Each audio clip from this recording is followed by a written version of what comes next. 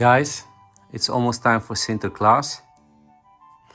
And we thought, you know what, maybe it's fun to share with you what Sinterklaas actually is as a tradition, the story of Sinterklaas as a tradition, but then in the short version. That's what we're going to do today. So if you don't know what Sinterklaas is in Holland, specifically the Dutch version, then hopefully this will give you a little bit of understanding. So Sinterklaas is this kind guy. He's a priest, and he does voluntary work. He helps people, he helps the poor, makes kids happy because poor parents usually don't have extra money for the extra luxuries such as nice toys and, things that make kids happy. Usually when you're poor, all you do is you pay the basics, your food and some clothes. So that's where Sinterklaas comes in, to give the kids of all these poor families, and later on it was expanded to actually to every good kid that is well behaved, to give them a little bit of a reward. All right? It's this guy. That's why he has an S on this book. This is Sinterklaas, or as many people know him around the world, Santa Claus. But what I love about Sinterklaas is that you can actually see some actual heritage on him, some actual tradition. Look, you can actually see that he's dressed as a priest. Or I think he was a bishop, not really sure. So that's what I love. That's why I prefer this kind of Sinterklaas, this kind of tradition that we have in Holland, over the Coca-Cola Santa Claus, which is also cute, but it doesn't really give you that tradition feeling, that authenticity feeling. So for me, yes, I love this Dutch tradition that we have here in Holland. Why is he holding a book with the first name of his, the first letter of his name, or his title, I should say? That's because that way you know that this is the main book the whole movie is about. Because in this book, if you're categorized as a good kid, you're gonna get a treat. If you're categorized as a naughty kid, then of course not. So he decides your fate. Since he's old, he can't do it alone.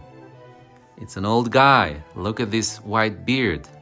It's not even pepper and salt. It's completely white. This guy is old. He can't do much anymore, right?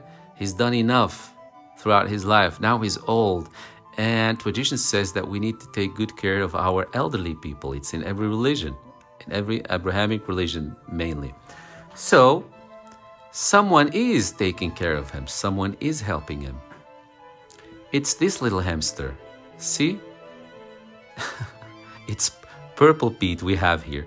He's holding a cookie because he's the guy that actually hands out the gifts in name of Sinterklaas.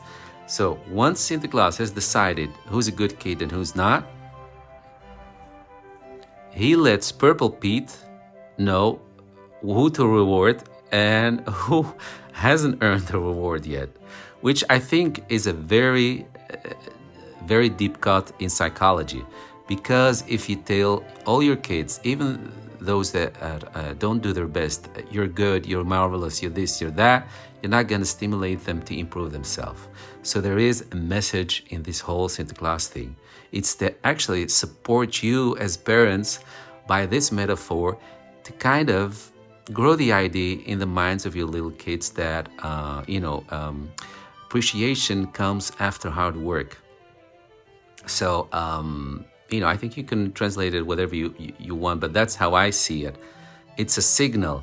You grow up with the idea you cannot be marvelous if you don't work hard, to get the appreciation of the people around you. So that's what Sinterklaas and his judgment stands for. So once we have that elephant in the room addressed, because otherwise we're going to be like, oh, this is this, why some kids are being not categorized as naughty and this and that. Because there is a psychological element to it, and I fully support that.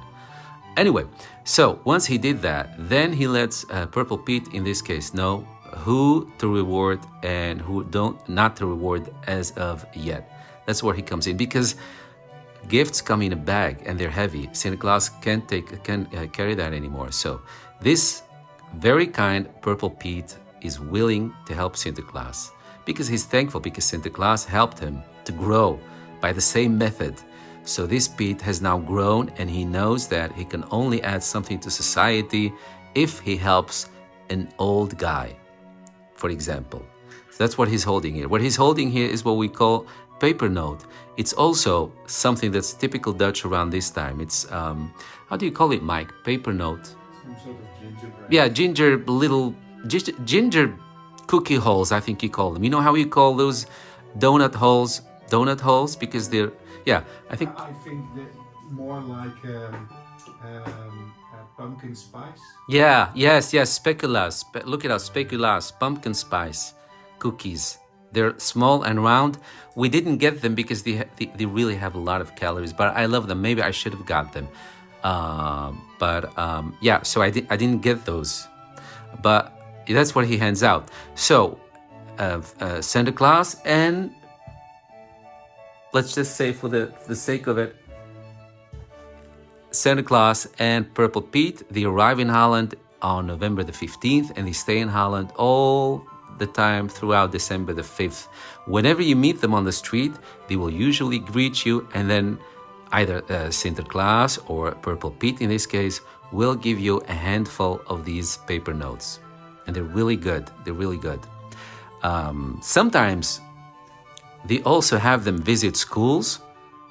And in that case, he hands out not only cookies, but he also hands out like very simple, budget prices toys, because otherwise it's not doable to give a whole school, all the kids in a whole school, like high-end prices toys. So just little tokens. So he does that too.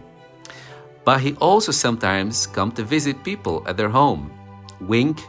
Sometimes he comes as Santa Claus, he knocks on the door, and you make sure that the kids know that it's Santa Claus and they're ready on their best. And so that's how sometimes Santa Claus comes to your home and he celebrates Santa Claus Eve with you. He, of course, because he's an old guy, he can't do much of climbing and walking and carrying. So he has Purple Pete to help him, and for his journeys, because he does travel a lot, to be able to visit all these kids, he has his horse.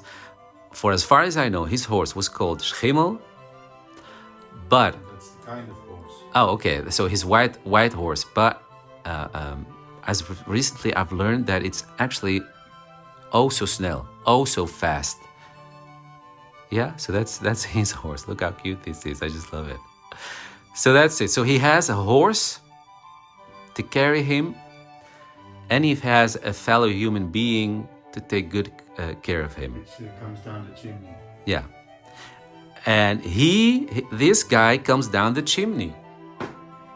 And when he comes down the chimney, he wants to find two things. Because remember, it's not about him. He's volunteering. So he's doing this for Santa Claus. But Santa Claus is not alone, because Santa Claus has also his horse that he loves a lot. So when Purple Pete comes to the chimney to deliver your gift, he wants you to show appreciation for Santa Claus and his horse. So how do you do that?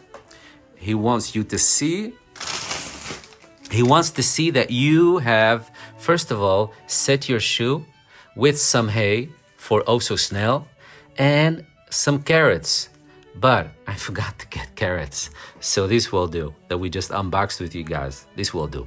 So you leave something in your shoe for Santa Claus and his horse. So for his horse, you leave some hay and a carrot. And for Santa Claus, you leave a nice poem that actually rhymes. Plus, you also leave him your wish list. In return, Purple Pete will deliver that. He's leaving you a message. He approves. Doesn't matter, it's symbolic. Whatever you put there is nice, is okay. So he approves, he leaves you a gift, and he takes your wish list and the rhyme, the poem that rhymes, back to Sinterklaas, that will read it, appreciate it, and will make him happy. And in return, he will leave you a little gift. Usually, something simple, because remember, guys, the parents need to deal with this from November the 15th all the way through December the 5th. So again, you can't do this for almost a month. So just little gifts, little tokens. That, but also, which is a very, very well-known Dutch tradition around this time, you also get usually the first letter of your name in chocolate. We call them the chocolate letters here. So you get these two, right? You get a little gift, and you get the first name of your chocolate, the first letter of your chocolate. My God, the first letter of your name in chocolate. Yes? And then Purple Pete, of course, takes the hay and the carrot back to Sinterklaas, who's still waiting up on the roof on the back of his horse. So it's more like an exchange of gifts.